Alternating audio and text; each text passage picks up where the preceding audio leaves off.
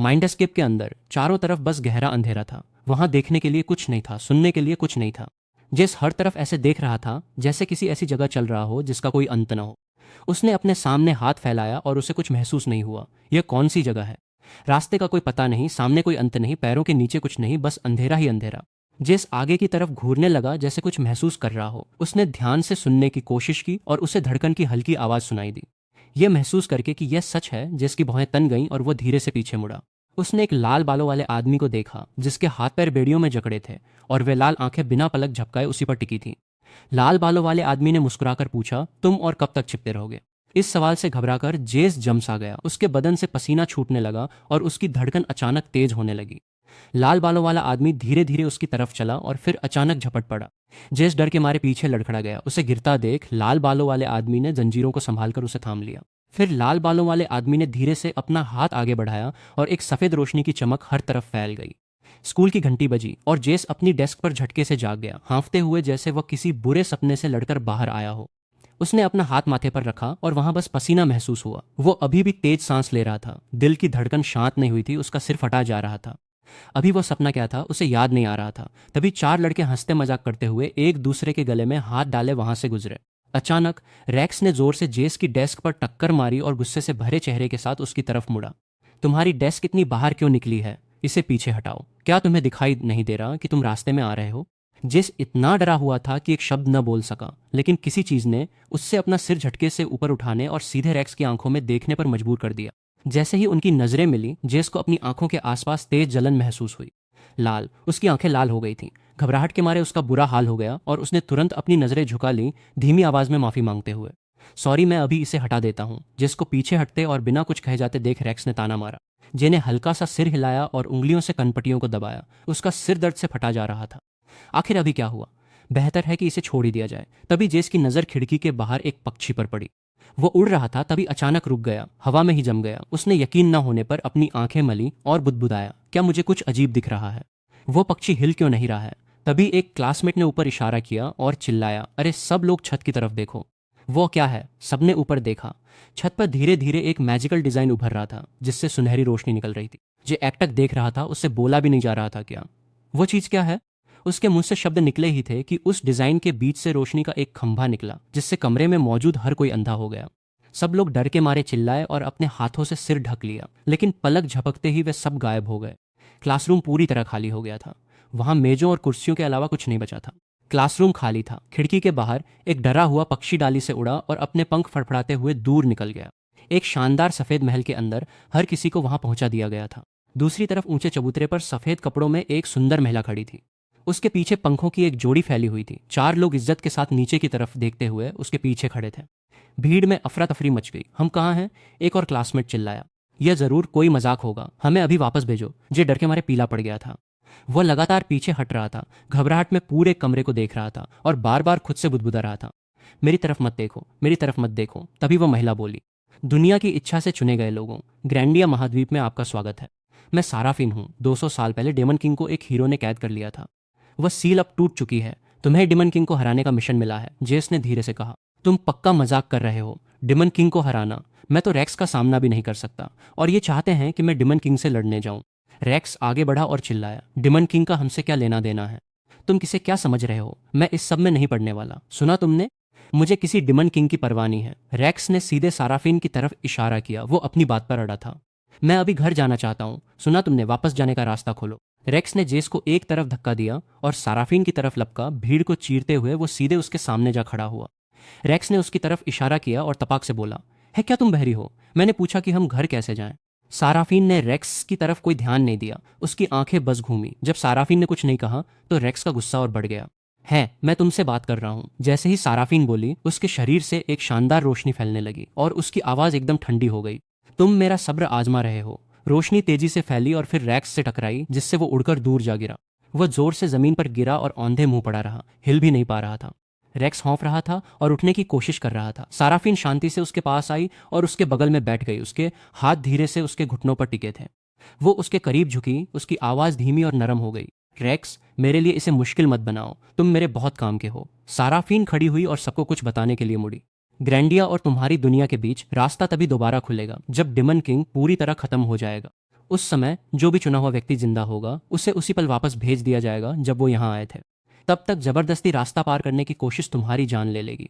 यह ऐसा नियम है जिसे मैं भी नहीं तोड़ सकती। मुझे पता है तुम मुझ पर यकीन नहीं कर रहे। तुम्हें लगता है यह कोई सपना है, मजाक है, या मैंने गढ़ा हुआ कोई झूठ है। तो चलो मैं तुम्हें कुछ दिखाती हूँ। सराफीन की हथेलियों में सुनहरी रोशनी चमक उठी, जो एक के बाद एक लहरों की तरह बाहर निकलने लगी। कमरे में मौजूद हर कोई जमसा गया। सबके मुंह खुले के खुले रह गए। एक बहुत बड़ा महाद्वीप धीरे धीरे दिखने लगा। आसमान गहरा नीला था, सूरज की रोशनी गर्म और सुनहरी थी। घने हरे जंगलों के नीचे पहाड़ियों की लंबी कतारें फैली हुई थीं, जिनमें से नदियां टेढ़ी मेढ़ी निकल रही थीं और धूप में चमक रही थीं। हवा में पक्षियों की चहचहाट गूंज रही थी। तभी आसमान में बिजली कड़की। दुनिया अंधेरे में डूब गई और एक डेमन ड्रैगन सामने आ गया। ड्रैगन नीचे की तरफ झपटा और उसने लोगों पर हमला कर दिया। वो आग बरसा रहा था। उसके रास्ते में आने वाली इमारतें गिर गईं, हर तरफ से चीखें सुनाई देने लगीं और पूरी जमीन आग के समंदर में बदल गई। एक हीरो नीचे उतरा, हाथ में जादुई तलवार लिए, और उसने डेमन ड्रैगन का सामना किया। बचने वाले लोग घुटनों के बल गिर गए। वे रो रहे थे और जीने की उम्मीद में भगवान से दुआ कर रहे थे। उसी पल हवा में से बर्फ के बड़े टुकड़े बने और ड्रैगन के ऊपर जम गए। उसे वहीं फंसा दिया। धुएं और राख के बीच फटे पुराने कपड़ों में एक छोटी बच्ची लेटी थी। उसके होठों पर खून था। उसकी आवाज मुश्किल से सुनाई दे रही थी, मुझे बचाओ। रोशनी धीमी पड़ गई और वो नजारा गायब हो गया। जेस एक पल के लिए वहीं खड़ा रहा, फिर धीरे से बोला, मुझे भी फेंक दिया गया था। दादी ही थी जिनने मुझे पाला। जेस के हाथ नीचे लटके हुए थे। मुट्ठियां इतनी जोर से भिंची थीं कि उंगलियां सफेद पड़ गई थी। फिर उसने अपने दोनों हाथ सिर पर रखे। उसका चेहरा दर्द से तड़प उठा। लेकिन उसके बाद मैंने क्या किया मुझे याद नहीं है। मेरे सिर में बहुत दर्द हो रहा है। ऐसा लगता है जैसे मेरे अंदर से कुछ निकाल लिया गया हो। सारा फाफेन मुस्कुराई और बोली, आओ चुने हुए लोगों, अब अपने अंदर की ताकत को जगाने का समय आ गया है। कृपया एक एक करके आगे आएं। रैक्स, क्या तुम पहले जाना चाहोगे? रैक्स ने पलकें झपकाईं और फिर आगे बढ़ गया।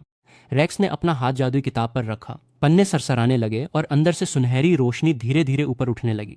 साराफेन मुस्कुराई और साफ आवाज में बोली, ए रैंक फायर एफिनिटी। असाधारण।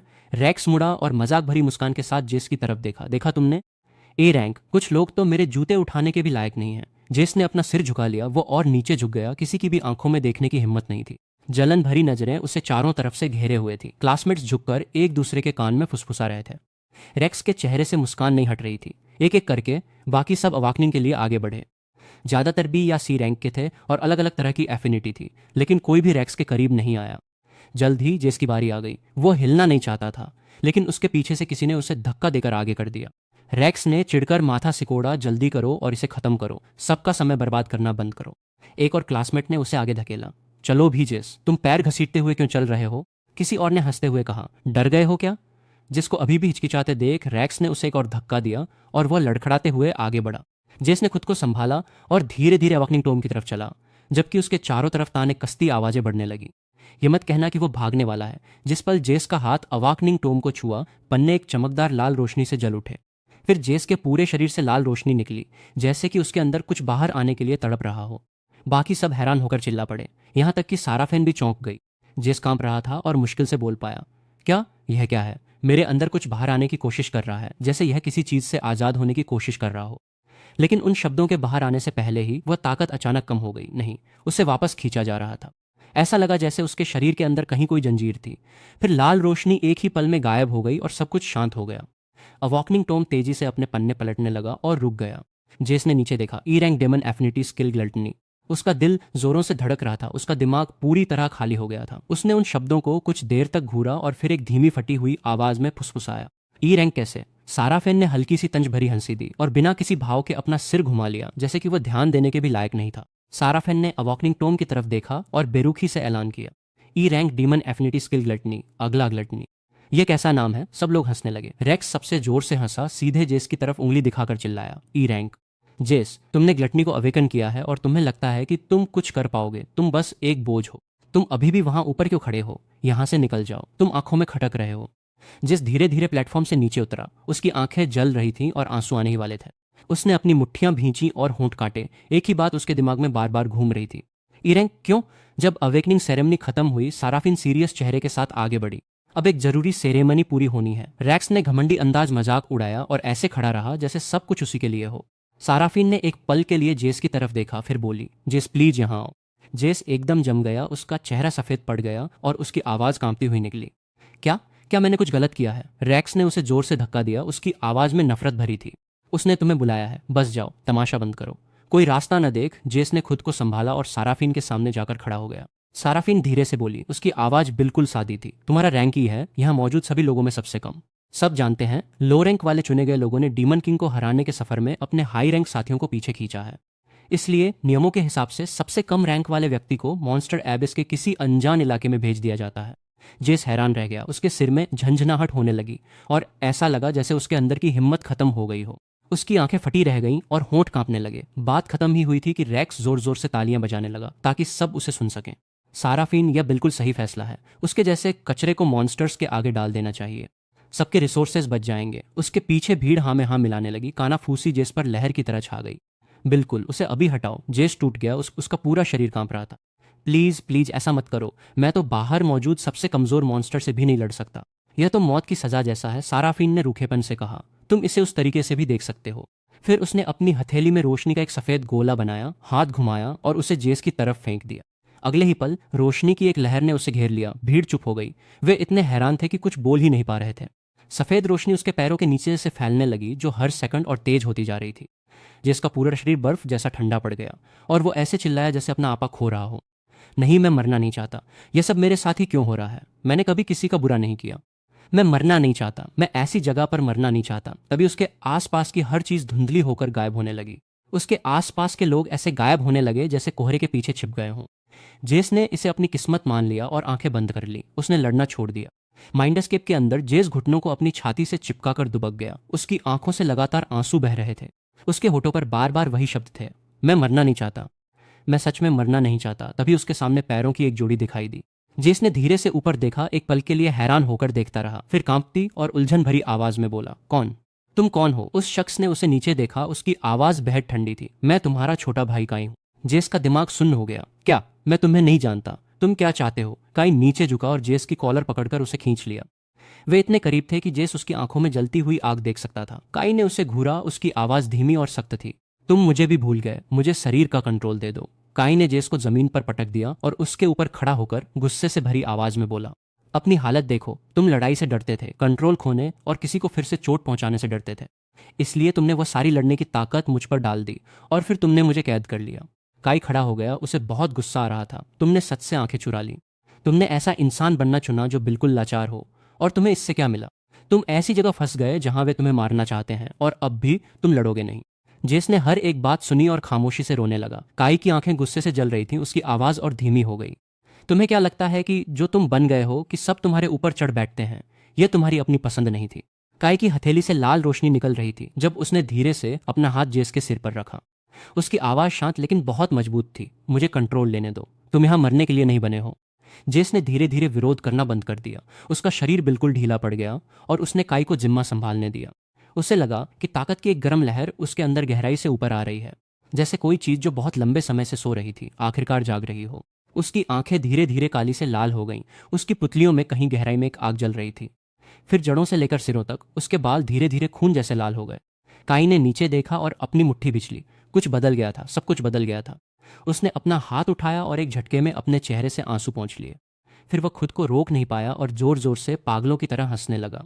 अचानक हंसी सुनकर रैक्स भी शामिल हो गया। उसकी आवाज में मजाक था। तुम किस बात पर हंस रहे हो? तुम पागल हो गए हो क्या? काई ने अपना सिर रैक्स की तरफ झटका। उसकी आंखें बदल चुकी थीं। उनमें कुछ ऐसा था जिसे समझाना मुश्किल था। रैक्स बिल्कुल नहीं रुका और भी जोर से हंसने लगा। ई रैंक ने पूरी तरह अपना दिमाग खो दिया है। कितना बड़ा बोझ है ये। काई ने धीरे धीरे अपनी दोनों मुट्ठियां तब तक कसी जब तक कि उसकी उंगलियों के जोड़ चटक नहीं गए। उसने अपना मुक्का समनिंग अरे पर जोर से मारा और उसमें तुरंत एक दरार पड़ गई। रैक्स ने यह देखा और खिलखिलाकर हंस पड़ा। बाहर नहीं निकल सकते हैं ना? तुमने तो मुझे लगभग डरा ही दिया था। अंदर ऐसे ही हाथ पैर मारते रहो, देखते हैं तुम कहां तक पहुंचते हो। काई पागल की तरह हंसा। उसकी आवाज में एक अजीब सा पागलपन था। उसने अपने दोनों मुक्के गोल घुमाए और बार बार समनिंग अरे पर दे मारे। हर चोट के साथ ड्रम जैसी तेज आवाज आ रही थी। लगातार मारने से दरारें फटने लगी और उसके हाथों की खाल छिल गई। खून चारों तरफ उड़ रहा था। काई को इसकी परवाह नहीं थी। वह नीचे झुका और अपने सिर का ऊपरी हिस्सा सीधे अरे के बीच में दे मारा। फिर उसने अपने दांत भींचे और पूरी ताकत लगाकर अपनी हथेली को उस दरार में धकेल दिया। खून अरे की लकीरों से बहने लगा। अरे की सतह आखिरकार टूट गई। एक तेज आवाज के साथ वह टुकड़े टुकड़े हो गया। रैक्स की हंसी उसके गले में ही फंस गई और उसका चेहरा पीला पड़ गया। वो घबराकर पीछे हटा और एक खंभे के पीछे छिप गया। अपनी जान बचाने के लिए बुरी तरह छटपटा रहा था। रैक्स वहीं खड़ा रहा, इतना हैरान कि मुझसे एक शब्द भी नहीं निकला। अरे धीरे धीरे पूरी तरह बिखर गया। काई भारी सांसें लेते हुए वहां खड़ा था, एक पल के लिए नीचे देखा और उसकी आंखों में एक मुस्कान आ गई। सेराफेन की भौहें तन गईं और वह गुस्से से भर गई। एक मामूली ईरैंक ने मेरा समनिंग अरे तोड़ दिया। सेराफेन ने अपनी हथेली आगे बढ़ाई और उससे पिघले हुए सोने जैसी रोशनी निकली, जो धीरे धीरे अरे की टूटी हुई सतह पर फैल गई। समनिंग अरे पल भर में ठीक हो गया। काई वहां हैरान होकर रह गया। सेराफेन ने उसे देखा और बेरुखी से हंसी। एक ई रैंक आखिरकार ई रैंक ही होता है। बाहर निकलने के सपने देखना बंद करो, उस एबिस में चले जाओ जहां से तुम आए हो। काई ने अपने खून से लथपथ हाथों को देखा, उन्हें अपने कपड़ों से पोंछा, फिर अपनी नजरें सेराफेन पर उठाईं। उसकी आंखों में जरा भी नरमी नहीं थी। तुम मुझे एबिस में भेजना चाहती हो? वो रुका, उसके होठों पर हल्की सी मुस्कान आ गई। भले ही तुम मुझे नर्क की सबसे गहरी खाई में डाल दो, मैं तुम सबके चेहरे याद रखूंगा। मैं कसम खाता हूं कि मैं वहां से एक एक कदम करके वापस आऊंगा और तुम में से हर एक से इसका बदला लूंगा। साराफिन के चेहरे के हाव भाव बस एक पल के लिए बदले। उसकी आंखों में डर जैसा कुछ दिखा और वह डर के मारे 2 कदम पीछे हट गई। उसके सामने मौजूद समनिंग एरे जोर से गूंज उठा। बिना किसी वार्निंग के सुनहरी रोशनी उमड़ी और काई होल को निगल गई। रोशनी के करीब आते ही काई थोड़ा सा हंसा और मुझे लगा था कि फरिश्ते परफेक्ट होते हैं। पता चला कि तुम भी किसी और की तरह डर सकती हो। साराफिन ने यह सुना और हल्की सी लापरवाही भरी हंसी हंस दी। एक छोटा सा कीड़ा, कितना समय बर्बाद हुआ। उसने अपना सिर झुकाया, उसके होठों पर एक मजाक उड़ाने वाली मुस्कान थी। तुम्हें सच में लगता है कि तुम एबिस से वापस आ सकते हो? इसके साथ ही साराफिन धीरे से मुड़ी और आराम से चलते हुए प्लेटफॉर्म की तरफ वापस चली गई। पीछे से भी उसका हर कदम बहुत घमंड से भरा था। रैक्स तुरंत आगे बढ़ा ताकि वो उसकी नजरों में अच्छा बन सके। बिल्कुल सही, साराफिन एकदम सही कह रही है। वो छोटा सा कीड़ा एबिस के पहले लेवल को भी पार नहीं कर पाएगा। रैक्स सबसे पहले हंसा और बाकी सब भी उसके साथ हंसने लगे। हंसी का शोर बढ़ता ही जा रहा था। हर तरफ सिर्फ मजाक ही मजाक था। लेकिन रैक्स की हंसी अचानक रुक गई और उसका चेहरा बदल गया। उसने अपने आप में बड़बड़ाया, जब उसने अभी मुझे देखा, क्या वाकई मेरे घुटने कांप गए थे? नहीं, ऐसा नहीं हो सकता। यह जरूर मेरे दिमाग का वहम होगा। ऐसा कोई पागल मुझे डरा दे, यह हो ही नहीं सकता। मॉन्स्टर एबिस पूरी तरह काला था, जो बस दीवारों में फंसी हल्की रोशनी से थोड़ा रोशन था, जो एक ठंडी डरावनी नीली चमक बिखेर रहे थे। काई को वहां ट्रांसपोर्ट किया गया था। उसने समनिंग एरे से नीचे छलांग लगाई, लेकिन वह समय पर रुक नहीं पाया। उसके पैर फिसलन भरी जमीन पर तेज आवाज के साथ फिसले। बड़ी मुश्किल से वह खुद को संभाल पाया। समनिंग एरे एक बार सुनहरी रोशनी के साथ चमका और फिर काला पड़ गया। काई ने अपनी नजरें ऊपर उठाईं और ठंडेपन से सामने घूरा। वह सीधा खड़ा हुआ, उसने अपनी पैंट से धूल झाड़ी और चारों ओर देखा। उसे कुछ ख्याल आया। उसने नीचे देखा और पाया कि उसकी कलाइयों के चारों ओर काली जंजीरें बन रही थीं, ठंडी और सख्त, जिन्हें खोलना नामुमकिन था। फिर वे एक पल में गायब हो गईं। उसने अपनी मुट्ठी भींची। वे जंजीरें अभी भी मुझसे वैसे ही जुड़ी थी जैसा मैंने सोचा था। जैसे ही वो कायर जागेगा, मुझे वापस खींच लिया जाएगा। काई आगे बढ़ा। अंधेरे में गहराई से एक जोड़ी धीमी हरी आंखें धीरे धीरे जल उठी। ढेर सारी छिपकलियां जमीन पर रेंगते हुए उसकी तरफ झपटी। उनकी लंबी पतली जीभें बार बार बाहर निकल रही थी और उनके फुफकारने की आवाजें मिलकर एक लगातार शोर मचा रही थी। काई बिल्कुल एक जगह खड़ा रहा। वो बड़ी लीड छिपकली अंधेरे से बाहर निकली। उसकी हरी आंखें काई पर टिकी थीं और वह धीरे धीरे उसकी तरफ रेंग रही थी। काई की भौहें तन गईं। लीड छिपकली की आंखें ऐसे चमकी जैसे कोई ऑर्डर दे रही हों और बाकी सारी छिपकलियां एक साथ काई पर टूट पड़ी। काई ने अपने आसपास सिमटती छिपकलियों को देखा और अपनी जीभ अपने मुंह के कोने पर फेरी। उसकी आंखें पूरे जोश से चमक उठीं। बेहतरीन, एक छोटा सा वार्म अप, बस बहुत जल्दी खत्म मत हो जाना। झुंड ने एक साथ उस पर हमला कर दिया। काई हंसा। बस इतना ही दम है तुम लोगों में? उसने लीड छिपकली के हमले को चकमा दिया, उसे बैकहैंड से धक्का दिया और जमीन पर दे मारा। वो फिर नहीं उठ पाई। तभी दोनों तरफ से हरी आकृतियां उस पर झपटी। उसने रोकने के लिए अपना हाथ ऊपर उठाया और एक ने अपने दांत उसके हाथ पर गड़ा दिए। उसने दूसरे को लात मारकर दूर फेंका, फिर अपना हाथ तेजी से घुमाया और उसे काटने वाले को हवा में उछालते हुए जमीन पर पटक दिया। उसने अपना पैर उठाया और उसके सिर पर जोर से कुचल दिया। आखिरी वाली अपने मुंह को पूरा खोलकर उसकी तरफ आई। काई ने उस पर घूंसों की बौछार कर दी और वह बस कुछ ही वार के बाद गिर गई। उसने चैन की सांस ली और अपने हाथ झाड़े और ये सोच रहे थे कि वे मुझे इससे रोक लेंगे। लेकिन इससे पहले कि वो इस पल का मजा ले पाता, उसकी नजरों के कोने में कुछ काला सा हलचल हुआ। वो मुड़ा और वह विशाल बॉस छिपकली उसके चेहरे के सामने ही थी। हरी आंखें चमक रही थीं और पंजे हवा में चल रहे थे। विशाल छिपकली ने छलांग लगाई और अपने दांत उसकी टांग में गड़ा दिए। काई ने दर्द सहा, अपनी ताकत जुटाई और एक जोरदार लात मारकर उसे दूर फेंक दिया। उसने अपनी टांग के जख्म की तरफ देखा और खून पर अपनी उंगलियां छुईं।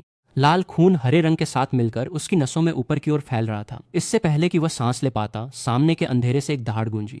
काई तेजी से घूमा। एक एबिस वुल्फ पहले से ही उस पर हमला करने के लिए तैयार था। उसकी गहरी लाल आंखें काई पर टिकी थीं। उसके माथे पर लेवल 14 का निशान चमक रहा था। उसके माथे पर तुरंत ठंडे पसीने की बूंदें आ गईं। एक एबिस वुल्फ, उसे कोई जल्दी नहीं थी।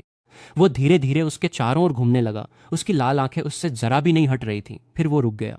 उसके शरीर पर लाल रोशनी फैली और वो उस पर झपट पड़ा। काई डरकर कई कदम पीछे लड़खड़ाया, लेकिन वो बहुत तेज था। उसके पंजे काई की पहले से जख्मी टांग पर लगे और दर्द की वजह से वो एक घुटने के बल नीचे गिर गया। उसने हाँफते हुए नीचे अपनी टांग की तरफ देखा। जख्म के पास की खाल फट गई थी और बुरी तरह छिल गई थी।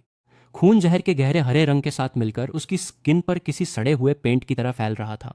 धत तेरे की, वो छिपकली जहरीली थी। जहरीला खून उसकी टांग से बहता हुआ बूंद बूंद करके जमीन पर गिर रहा था। और तभी एबिस वुल्फ फिर से उस पर हमला करने आ गया। काई ने एक घूंसा हवा में चलाया और सही समय पर खुद को बचाते हुए घूम गया। वुल्फ जमीन पर उतरा और तुरंत वापस उसके सिर के ऊपर से कूद गया। काई के मुड़ने से पहले ही ऊपर से एक पंजा चला। उसकी छाती पर गहरा घाव हो गया और पीठ पर 2 लंबे कट लग गए। काई खुद को संभालते हुए गुस्से में आ गया। हिट एंड रन, बस इतना ही कर सकते हो तुम। अगर हिम्मत है तो सीधे सामने आओ। शब्द उसके मुंह से निकले ही थे कि वुल्फ फिर से झपट पड़ा। इस बार उसने काई की बांह को अपने जबड़ों में जकड़ लिया। काई ने दर्द को नजरअंदाज किया और अपना दूसरा हाथ उसके सिर पर दे मारा। जैसे ही उसने छोड़ा, काई झटके से पीछे हटा और उनके बीच थोड़ी दूरी बना ली। हैरानी की बात थी कि वुल्फ ने उसका पीछा नहीं किया। वो कुछ कदम दौड़ा और फिर रुक गया, उसका सामना करते हुए बिना पलक झपकाए उसे घूरता रहा। उसी पल छिपकली का जहर असर कर गया। बिना किसी वार्निंग के उसकी नज़र धुंधली होने लगी। बिल्कुल ठीक नहीं है, मुझे साफ नहीं दिख रहा। इधर उधर भागना बंद करो और मुझे एक सही हिट लगाने दो। वुल्फ ने धीमी आवाज में गुर्राते हुए अपनी जगह बनाए रखी। तभी जमीन पर पड़ी 3 छिपकलियों की लाशों से लाल धागे निकले और काई की ओर उड़ने लगे। उसने उन छिपकलियों की एनर्जी सोख ली। हर जख्म भर गया। एक प्रॉम्प्ट दिखाई दिया। किल कन्फर्म्ड। ग्लटनी चालू हो गई। ठीक होने के बाद काई को अपने शरीर के हर हिस्से में ताकत दौड़ती हुई महसूस हुई। उसने चेहरे पर एक बड़ी सी मुस्कान लिए भेड़िए को ललकारा। मुझे ये स्किल वाकई बहुत पसंद है। आ जाओ, मुझे फिर से मारो। इस बार काई पीछे नहीं हटा। उसने भेड़िए को झपटने दिया और उसके दांत अपने कंधे में गड़ जाने दिए। उसने धीरे से अपना सिर ऊपर उठाया और एक शैतानी मुस्कान दी। अब तुम फंसे। इस बार भागने की कोई जगह नहीं है। मेरी बारी। काई ने जोर से ठहाका लगाया, अपना सिर भेड़िए के सिर पर दे मारा और फिर खुद को अलग कर लिया। जब तक वह लड़खड़ा रहा था, काई ने झपट कर उसे जमीन पर दबोच लिया और उसे काट लिया। भेड़िया दर्द से चिल्लाने लगा। काई की आंखें गुस्से से लाल थीं। यह उस चीज के लिए है जो तुमने मेरे साथ किया। उसने अपना हाथ भेड़िए के घाव पर दबा दिया। Toxic blood activate. भेड़िए ने खुद को छुड़ाने की कोशिश की। काई ने एक हाथ से उसका गला दबाया और दूसरे से उसके सिर पर मुक्के बरसाने लगा। कुछ ही देर में भेड़िए ने लड़ना बंद कर दिया, लेकिन काई के मुक्के रुकने का नाम नहीं ले रहे थे। वो उसके सिर पर लगातार मुक्के मार रहा था और हंस रहा था। जब उसका मन भर गया तो उसने पूरी ताकत लगाई और आखिरी पंच उसके सिर पर जोर से दे मारा। भेड़िए के शरीर में थोड़ी हलचल हुई, फिर वह बिल्कुल शांत हो गया और कभी नहीं हिला। काई ने एक लंबी सांस ली और सीधा खड़ा हो गया। उसने अपने खून से सने हाथों को नीचे देखा। उसके कंधे का घाव अभी भी बह रहा था। वो भेड़िए की लाश के पास खड़ा हुआ और उसकी एनर्जी सोखने लगा। एक प्रॉम्प्ट दिखाई दिया। Kill confirm. Gluttony activated. Gluttony evolve हो चुकी है। उसके कंधे का घाव पूरी तरह भर गया। काई ने अपने कंधे को छुआ, फिर उसे कुछ समझ आया। रुको, क्या उस प्रॉम्प्ट ने अभी कहा कि ग्लटनी इवॉल्व हो गई? Dank evolution. जैसे ही उसे यह बात समझ आई, उसके चेहरे पर एक मुस्कान आ गई।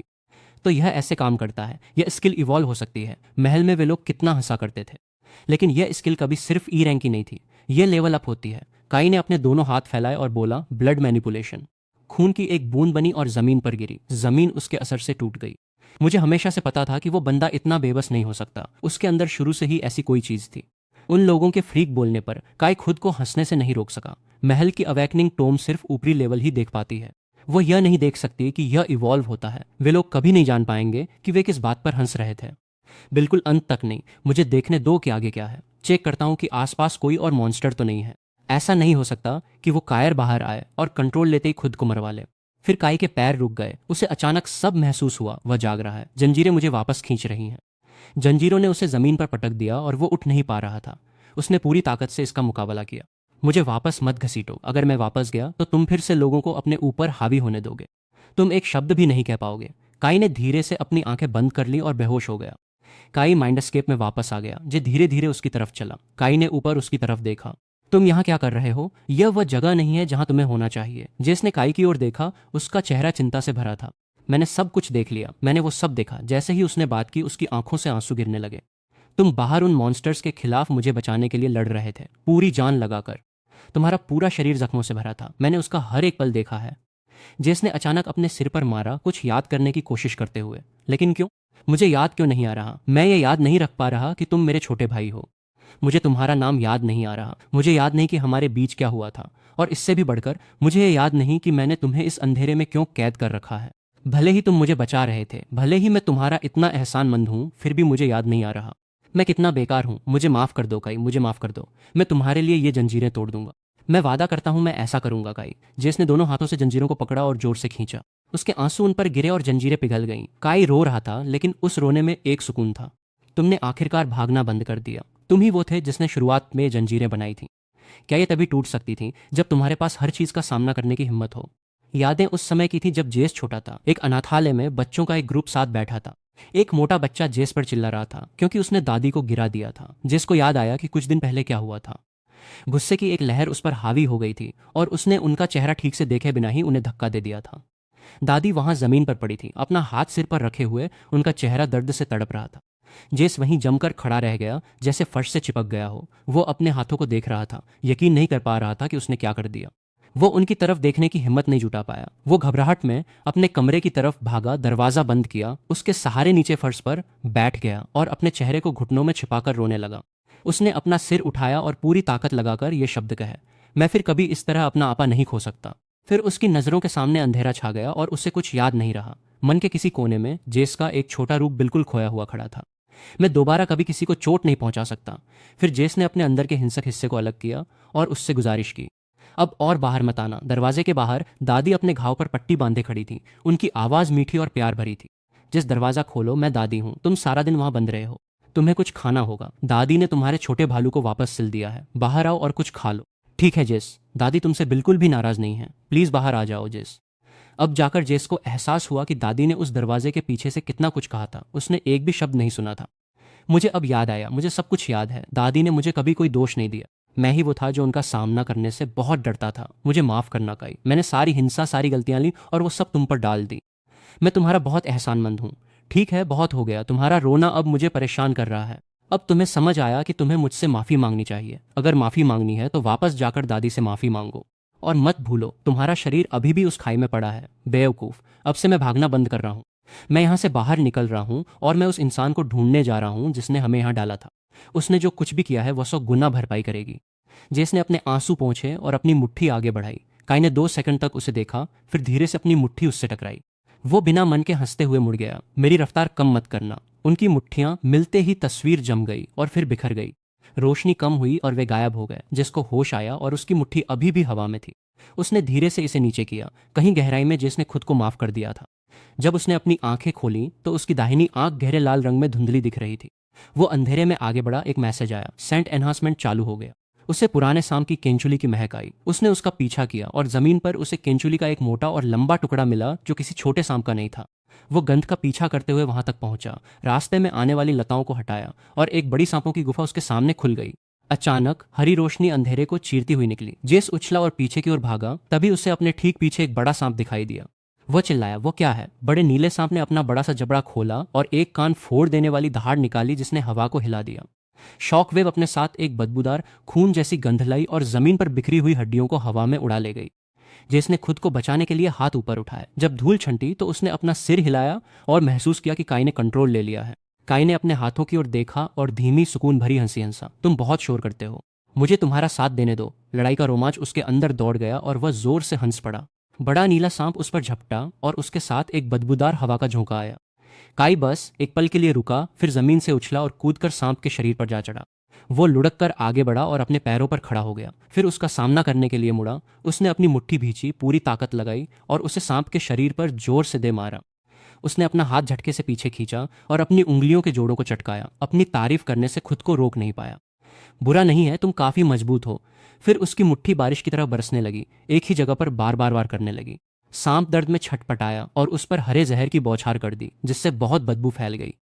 काई ने तुरंत अपना टॉक्सिन रेसिस्टेंस शील्ड ऑन कर लिया। हरा धुआं सनसनाते हुए गायब हो गया। जहर को बेअसर होते देख सांप ने अपनी पूंछ फटकारी और काई को सीधे दीवार पर दे मारा। उसकी पीठ जोर से दीवार से टकराई और उसके मुंह से एक करहा निकल गई। वह दीवार का सहारा लेकर उठा। उसने मुंह का खून थूका और हाँफते हुए कुंडली मारे सांप को घूरने लगा।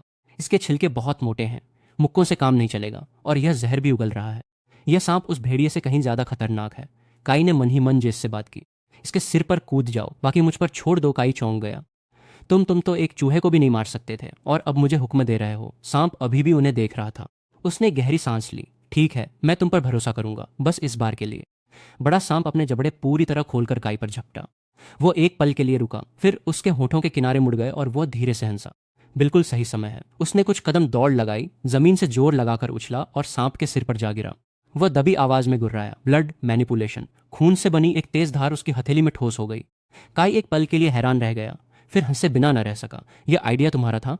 सांप को शायद अपनी मौत का एहसास हो गया था और वो बुरी तरह से छटपटाने लगा।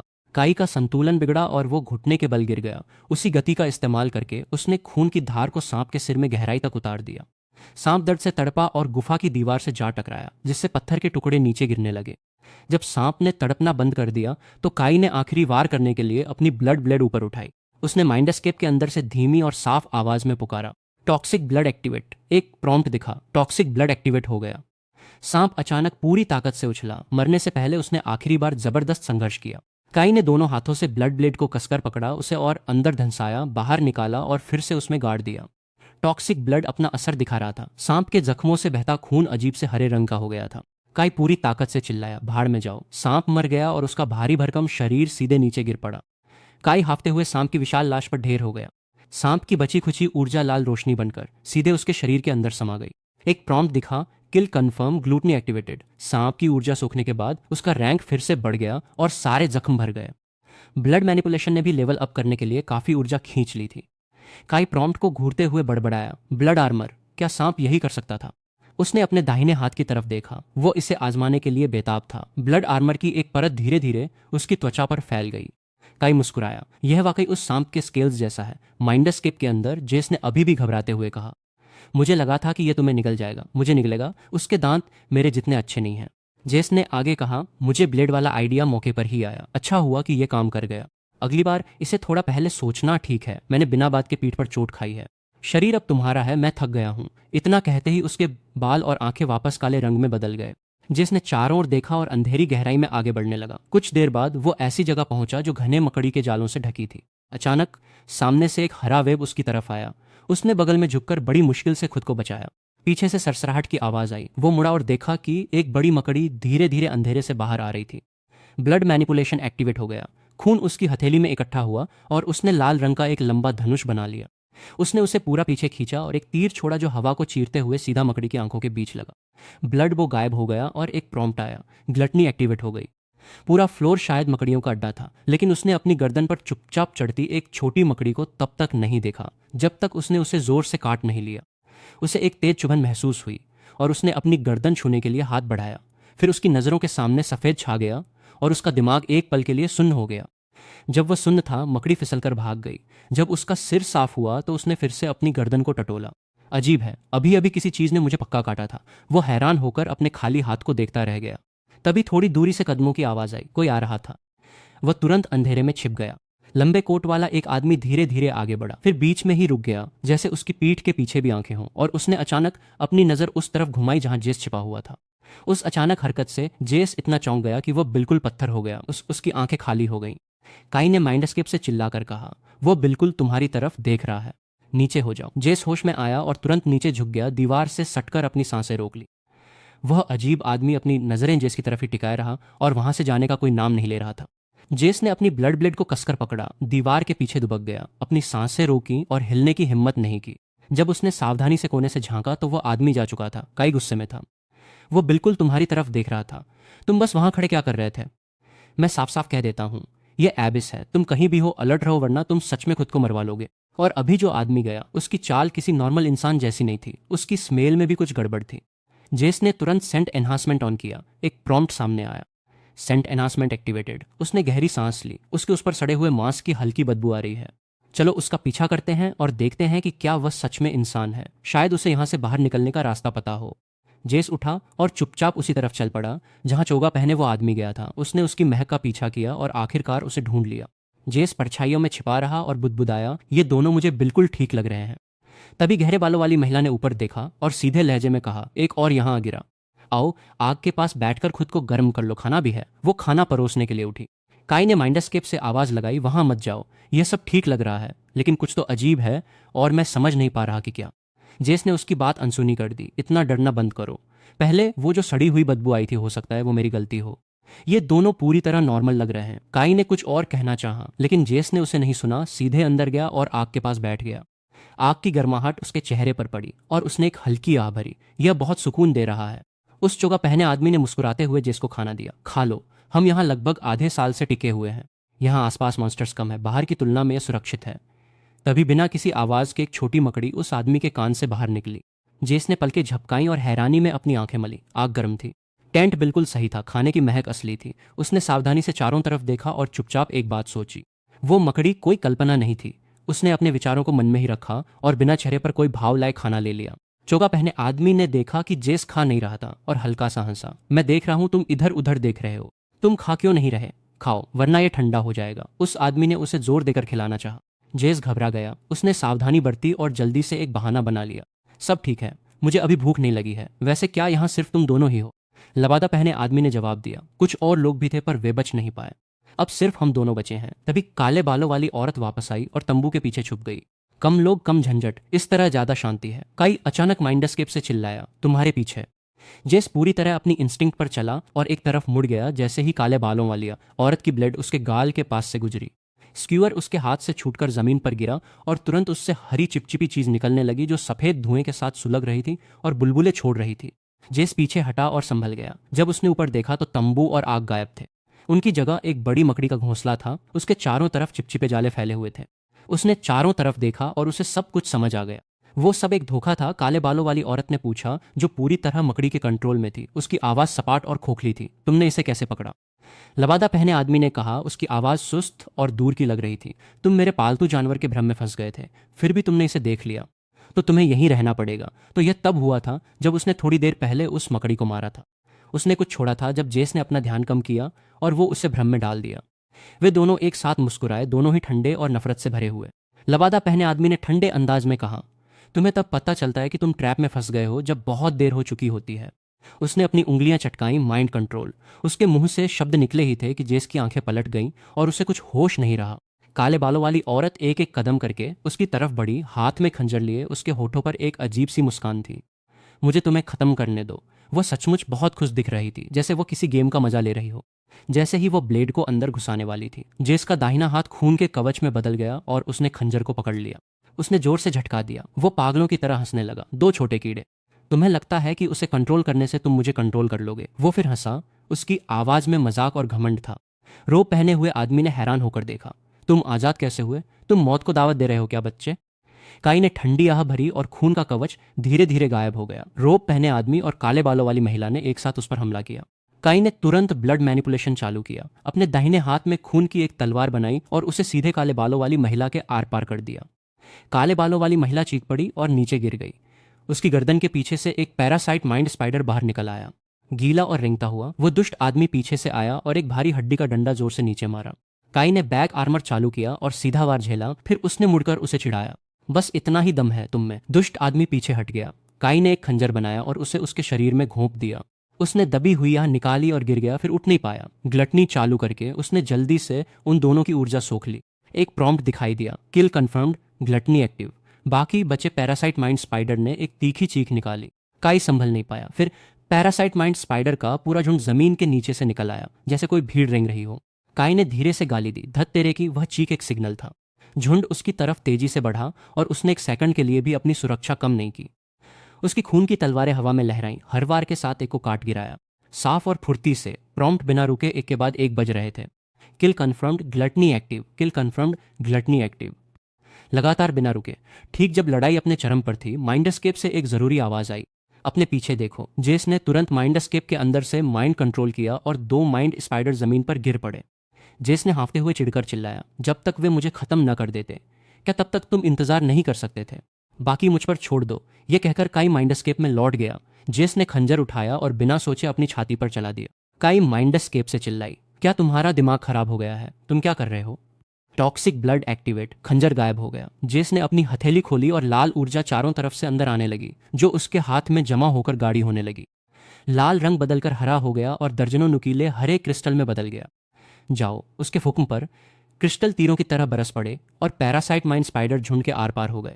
वे लहरों की तरह गिरे और शांत हो गए। झुंड खत्म होने के बाद जेस थकान के मारे घुटनों पर गिर गया। एक हाथ उसने अपनी छाती के घाव पर रखा और जोर जोर से सांसें लेने लगा। काई खुद को रोक नहीं पाई और बोल पड़ी। यह वाकई में कमाल था। जेस ने एक हल्की सी मुस्कान दी। सारी तारीफ सिर्फ तुम्हें नहीं लेने दे सकता। ग्लूटनी एक्टिवेटेड, रैंक बढ़ गई, घाव भर गए। जिन लोगों को माइंड स्पाइडर्स ने अपने काबू में कर लिया था वे एक एक करके जमीन से उठने लगे। उनकी कमजोर आत्माओं से एक हल्की सुनहरी चमक निकल रही थी और वे सभी उसे थैंक यू बोलने के लिए मुड़े। वो लबादा पहने हुए आदमी भी कुछ अलग नहीं था। उसने सीरियस होकर जेस की तरफ सिर हिलाया। उसने एक लंबी आह भरी और समझाया, हम यहाँ बहुत लंबे समय से फंसे हुए हैं। हम सब ई रैंक के थे। उस फरिश्ते ने हमें यहाँ नीचे फेंक दिया। हमने किसी तरह यहाँ तक पहुंचकर एक कैंप बनाया। हमें अगली लेवल नीचे जाने का रास्ता भी मिला, लेकिन वहाँ कुछ पहरा दे रहा था। हमने सोचा कि भले ही हम सब ई रैंक के हैं, अगर एक साथ अंदर जाएंगे तो शायद एक मौका मिल जाए, लेकिन हम गलत थे। हमने ठीक से देखा भी नहीं कि वो क्या था। जिसने माथे पर बल डाला और जोर देकर पूछा, उस रास्ते पर आखिर कौन पहरा दे रहा था? वो जो कुछ भी था उसने तुम सभी को अपने काबू में कर लिया। उसने आ भरी और आगे बोला, हमने तो उसे कभी देखा ही नहीं। कुछ भी समझने से पहले ही हम उसके कंट्रोल में आ चुके थे। तुम यहाँ तक पहुँच गए हो, इसका मतलब है कि तुम हम में से किसी से भी ज़्यादा दूर तक आए हो। तुम दोनों को गुड लक, मरना मत। इतना कहकर वे सुनहरी रोशनी की बूंदों में बदल गए और गायब हो गए। ये सब सुनने के बाद काई गुस्से में थी। चलो इस फ्लोर से शुरुआत करते हैं। इनमें से हर एक गंदी मकड़ी को मैं पूरी तरह से खत्म कर दूंगा। तुम सही कह रहे हो, हम हर एक मकड़ी के खून का इस्तेमाल उन लोगों से बदला लेने के लिए करेंगे। उन्हें एक और झुंड मिल गया। माइंड स्पाइडर्स एक साथ ऊपर से नीचे गिरे। जेस ने ठंडी सांस ली, बिना जल्दी किए अपना हाथ उठाया और हवा में ब्लड ब्लड घुमाया। माइंड स्पाइडर्स एक के बाद एक गिरने लगे। प्रॉम्प्ट्स बहुत तेजी से बजने लगे। किल कंफर्म्ड, ग्लटनी एक्टिवेट हो गई, रैंक बढ़ गई। अंधेरे से और भी माइंड स्पाइडर्स बाहर निकल आए।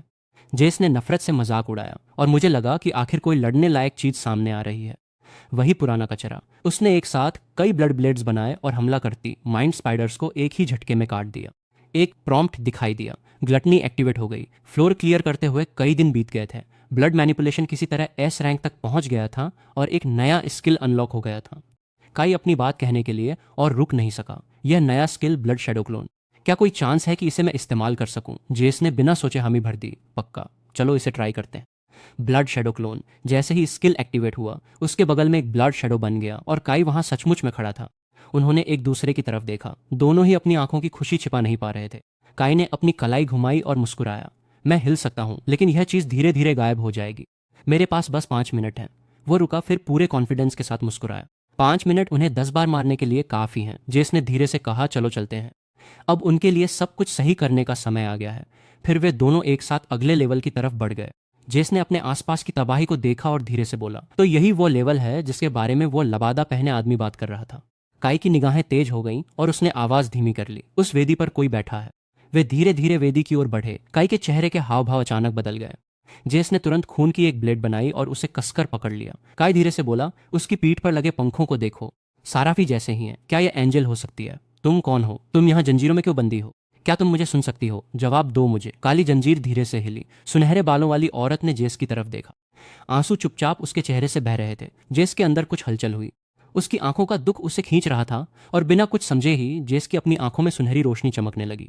काई अचानक चिल्लाया, अपनी आंखें बंद करो। यह पवित्र हॉल है। मैं यहाँ वापस कैसे आ गया? तुम्हारा रैंक ही है। तुम बड़े रैंक वाले चोजन के लिए बोझ बनोगे, इसलिए तुम्हें मॉन्स्टर एबिस में भेजा जाएगा। यह तुम हो, साराफिन। जेस उसमें आया और उसकी ओर दौड़ा। यह बस एक साया है। जंजीरों में बंधी उस औरत का साया धीरे धीरे असली होने लगा और उसने जेस की ओर देखा। उसकी आवाज धीमी और हल्की थी। मेरा नाम अलारा है। यह मेरी याद है। जेस इस पर यकीन नहीं कर पा रहा था। उसने अपनी ब्लेड से उस पर हमला किया, लेकिन वह गायब नहीं हुई। वो रुक गया और उसे गौर से देखने लगा। तुम कहती हो कि यह तुम्हारी याद है। मैं तुम पर भरोसा क्यों करूं? एक एंजल ने ही मुझे यहाँ फेंका था। अलारा शांत दिखी। उसकी आवाज स्थिर थी। देखते रहो, तुम खुद ही मेरी बात मान जाओगे।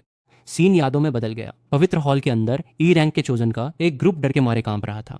हमें वहां मत भेजो, प्लीज नहीं। साराफिन का गुस्सा फूट पड़ा। कीड़े मकोड़ों के झुंड, तुम लोग बहुत शोर मचा रहे हो। उसने अपना हाथ उठाया और मैजिक सर्कल को चालू कर दिया।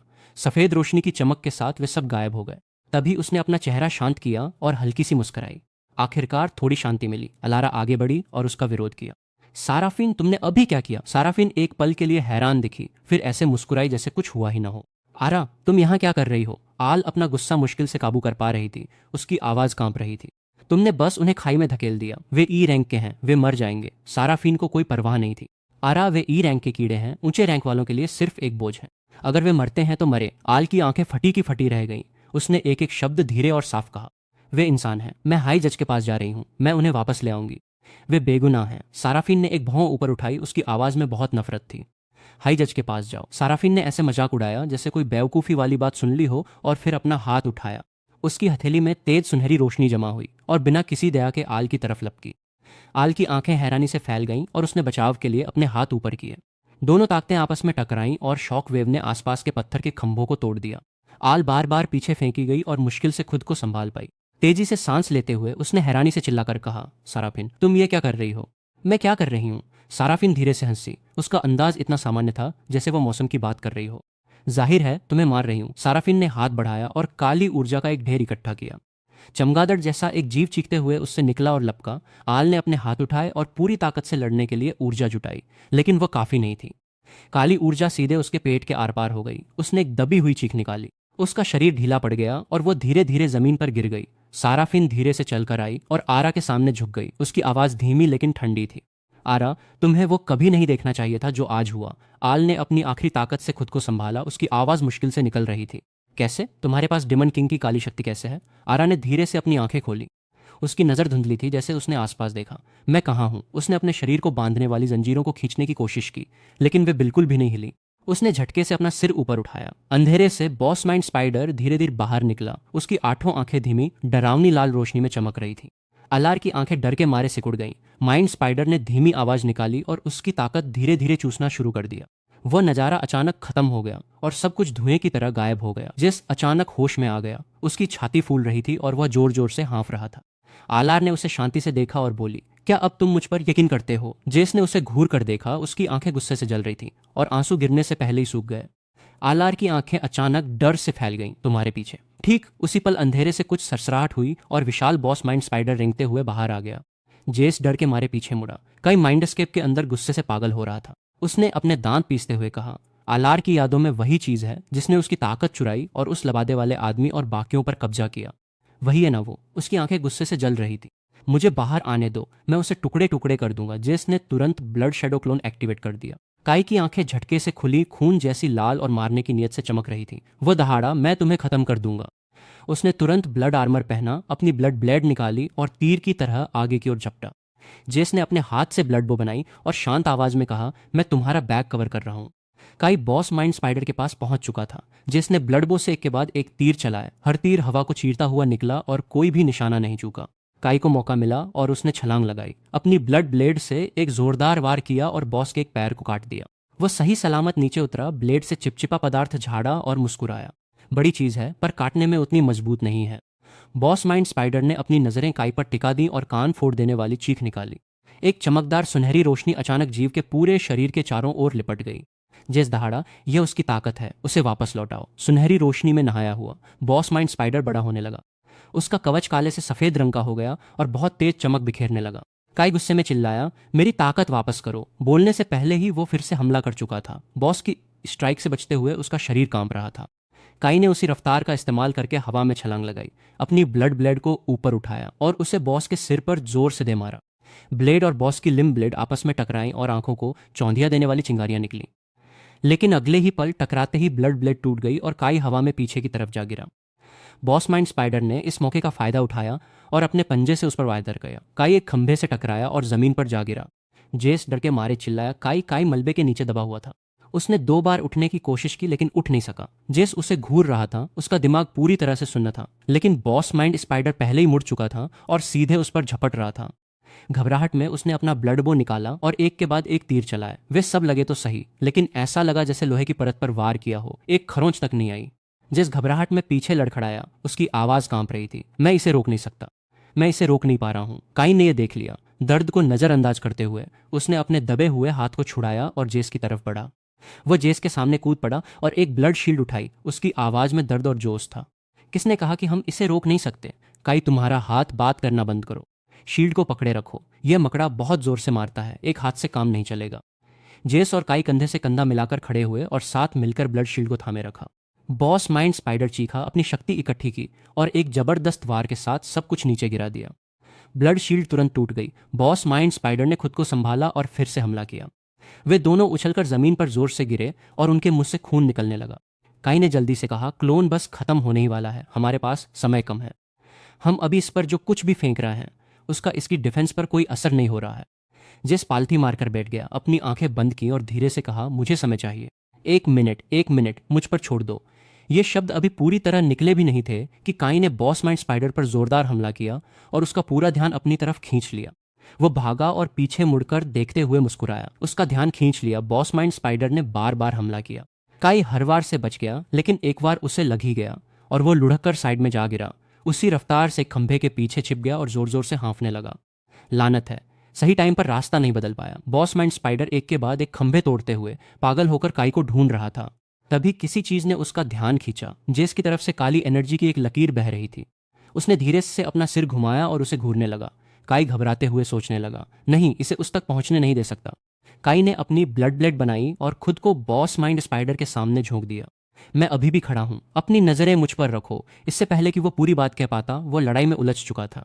काई ने अपने दांत पीसे और धीमे से गाली दी, लानत है, हाथ से बहुत ज्यादा खून बह चुका है, मुझसे बर्दाश्त नहीं हो रहा। बॉस माइंड स्पाइडर ने जोर से वार किया और काई को हवा में उछाल दिया।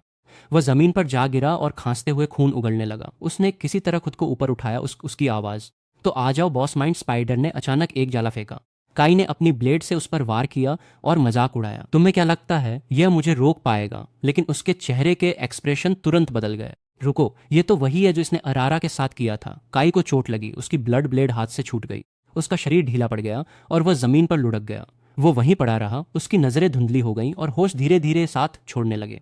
सब कुछ काला पड़ गया और वो एक इल्यूजन में गिर गया। अब बाहर मत आओ, बाहर मत आओ, मैं दोबारा किसी को चोट नहीं पहुंचाना चाहता। बॉस माइंड स्पाइडर ने जेस की तरफ ध्यान घुमाया। इससे पहले कि वो कुछ कर पाता, एक वार सीधे उसे लगा और उसका शरीर जोर से कांपने लगा। उसकी नजरें अंधेरे में डूब गईं और वह धीरे धीरे अपनी आंखें बंद करके इल्यूजन में डूब गया। हेड मिस्ट्रेस, क्या मैंने आपके साथ अच्छा बर्ताव नहीं किया? मैं वही था जो आपको अनाथालय की दहलीज से लेकर आया था। मैंने तुम्हें खाना दिया, मैंने तुम्हें कपड़े दिए, और तुमने क्या किया? तुमने मुझ पर पत्थर फेंका। तुमने मुझे लगभग मार ही दिया था जेस। कायर इंसान, तुम्हें तो बस मर जाना चाहिए। तुम्हें सच में लगा कि मैं तुम्हें अपना पोता मानती थी, है ना? जेस की आंखें गुस्से से लाल हो गईं। उसने दांत पीसकर कहा, चुप रहो, यह बस एक धोखा है। दादी मुझसे कभी ऐसी बात नहीं करेंगी। वो कभी मेरी तरफ उंगली नहीं उठाएंगी। वो कभी मुझे ऐसा महसूस नहीं कराएंगी कि मैं उनका बच्चा कहलाने के लायक नहीं हूं। तुम उनका चेहरा लेने के लायक नहीं हो। बात पूरी होने से पहले ही वो धोखा खत्म हो गया और जेस होश में आ गया। उसने पीछे मुड़कर देखा। बॉस माइंड स्पाइडर काई की तरफ बढ़ रहा था। बॉस ने काई की छाती में अपना ब्लेड घुसा दिया। खून लगातार बह रहा था। काई ने उसे देखा और उसकी आंखों से आंसू गिर रहे थे। मैंने कभी तुमसे नफरत नहीं की, एक बार भी नहीं। बात पूरी होने से पहले ही उसका शरीर लाल रोशनी बनकर हवा में गायब हो गया। जेस उस जगह को घूरता रहा जहां वह खड़ा था। उसे बहुत गहरा दुख हुआ। उसकी आंखों से खून के आंसू बहने लगे और जमीन पर गिरने लगे। उसकी आंखें गुस्से से लाल थीं। उसने अपना सिर पीछे की ओर फेंका और दर्द में चिल्लाया। उसके अंदर से जबरदस्त ताकत की लहर निकली। उसने अपनी नजरें बॉस माइंड स्पाइडर पर टिका दी। उसके चारों तरफ खतरनाक लाल ऊर्जा भड़क उठी और पीछे एक डरावना साया बनने लगा। उसकी आवाज गूंजने लगी, तुम इसकी कीमत चुकाओगे। तुमने दादी का इस्तेमाल मेरे खिलाफ किया। तुमने मेरे भाई को मार डाला। तुमने आरा की पावर सोख ली। मैं इस एक वार से बदला ले लूंगा। वह दहाड़ा और उसके हाथ में एक खतरनाक ऊर्जा का ब्लेड बन गया। उसने पूरी ताकत से बॉस माइंड स्पाइडर पर हमला कर दिया। उस रोशनी की चपेट में आते ही बॉस संभल नहीं पाया। वो तुरंत खत्म हो गया और हवा में गायब हो गया। जेस हंसते हुए बोला, हो गया? धत तेरी की, अगर कहीं मुझे बचाने की कोशिश न करता तो उससे कुछ न होता।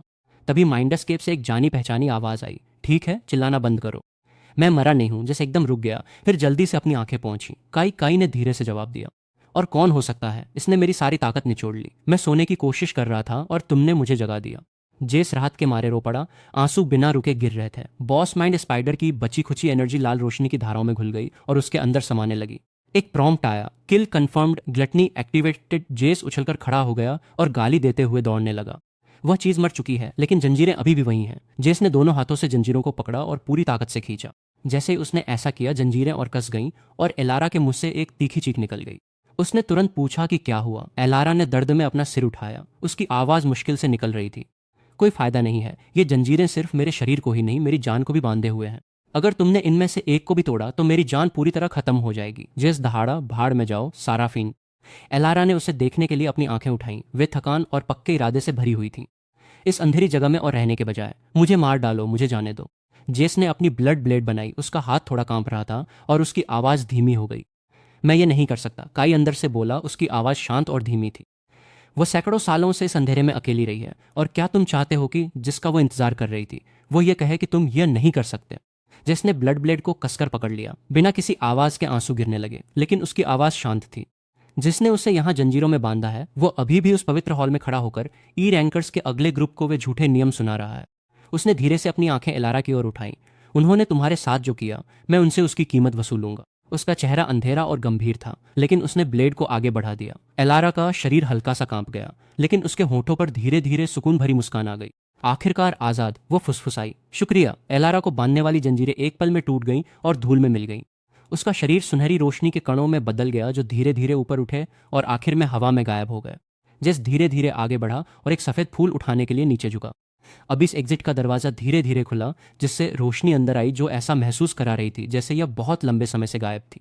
जेस ने एक लंबे पल के लिए उसे देखा, फिर आगे कदम बढ़ाया। साराफीन, उसने धीरे से खुद से कहा, तुम्हारा समय आ रहा है। जेस हॉल में वापस आया और कमरा तुरंत शोर से भर गया।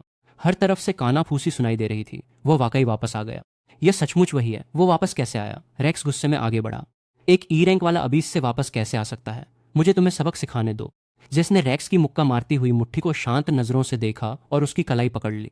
उसने हल्का सा जोर लगाया और रेक्स का चेहरा दर्द से सिकुड़ गया। फिर जेस ने उसे लात मारी और दूर फेंक दिया। रेक्स जोर से जमीन पर गिरा और उसे खून की उल्टियां होने लगी। रेक्स ने बेताबी से ऊपर देखा। साराफीन, कृपया मेरी मदद करो। साराफीन ने उसका मजाक उड़ाया और रेक्स को पूरी तरह अनदेखा कर दिया। वह शरारती मुस्कान के साथ जेस की तरफ मुड़ी। जेस, तुम अबीस से वापस आ गए। कितना अच्छा सरप्राइज है, जेस ने ठंडे अंदाज में कहा। मुझे अबीस में एक एंजल मिली थी। उसका नाम अलारा था। साराफीन के चेहरे पर मुस्कान एक पल के लिए काम गई, फिर उसने हंसकर बात टाल दी। अच्छा, तो चूंकि तुम जानते हो, मुझे लगता है अब नाटक करने का कोई मतलब नहीं है। साराफीन सफेद से काली पड़ गई। उसने एक चेन फेंकी जो पल भर में रेक्स की गर्दन के चारों ओर लिपट गई। पलक झपकते ही वह सिर्फ एक कंकाल बनकर गिर पड़ा। उनके आसपास के सभी लोग डर के मारे चिल्लाए और हर तरफ भागने लगे। साराफीन आराम से आगे बढ़ी। उसके पीछे ढेर सारी चेनें सांपों की तरह निकली और बाकी सभी की तरफ तेजी से झपटी। गोरे रंग का लड़का और एक और सहपाठी दोनों चेन की चपेट में आ गए और तुरंत मर गए। साराफिन ने दोनों हाथ ऊपर उठाए। उसके शरीर के चारों ओर काली ऊर्जा हलचल करने लगी और उसके सामने एक विशाल काला साया उभरने लगा। डेमन किंग आ चुका था। जिसने अपनी तलवार आगे तानी, उसके चारों ओर लाल रोशनी फैल गई और रफल बुद्धा फैंटम पल भर में उसके पीछे आ गया। डीमन किंग ने सबसे पहले हमला किया। रैथफुल बुद्धा ने रोकने के लिए अपने हाथ आगे कर लिए। एक के बाद एक जोरदार वार हुए और फैंटम डटा रहा, बिना हिले हर एक हमले को झेल गया।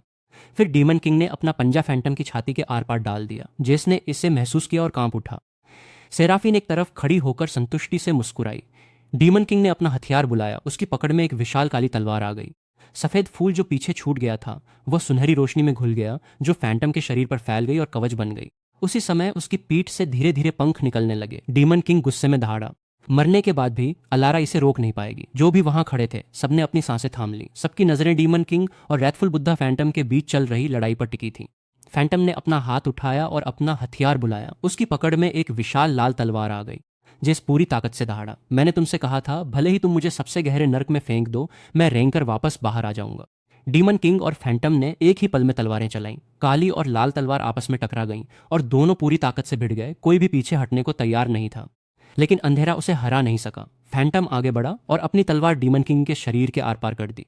सेराफिन की आंखें फटी की फटी रह गईं। उसके चेहरे पर यकीन ही नहीं हो रहा था और वह चिल्लाई, कैसे? ये मुमकिन कैसे है? जैसे ही ये शब्द उसके मुंह से निकले, सेराफिन गायब हो गई और उसका नामो निशान तक नहीं बचा। दृश्य वापस एक क्लासरूम में बदल गया। एक घंटी बजे और जेस उस होश उड़ा देने वाली लड़ाई से अचानक जाग गया। उसने धीरे से अपना हाथ उठाया और अपनी हथेली को देखते हुए खुद से बोला, वापस।